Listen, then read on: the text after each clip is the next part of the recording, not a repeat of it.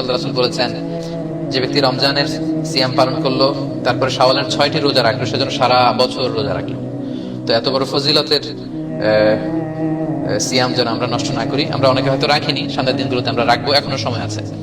এই শাওয়ালের রোজা আপনি একসাথে 6টা রাখতে পারেন, কিংবা ভেঙে ভেঙে আপনার সুবিধা মতো রাখতে পারেন। অনেক বোনদের রমাদানের কিছু রোজা ভাঙ্গা থাকে, ফলে ওনারা কি করবেন, আগে রমাদানের রোজা রাখবেন নাকি শাওয়ালের?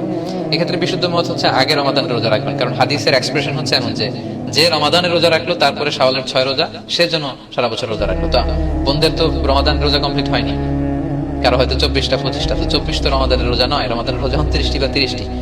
যদিও আম্মা জান আয়েশা রাদিয়াল্লাহু তাআলার বর্ণনা পাওয়া যায় যে রমাদানের রোজা পূর্ণ করতে করতে শাবান পর্যন্ত চলে যেতাম। কিন্তু বিশুদ্ধ মত হচ্ছে সুন্নাহ সম্মত হচ্ছে বোনেরা, আপনারা আগে আপনাদের রমাদানের যে রোজাগুলো ভাঙ্গা হয়েছিল সেগুলো আপনারা আগে রেখে নেবেন, তারপর শাওয়ালের 6 রোজা রাখবেন।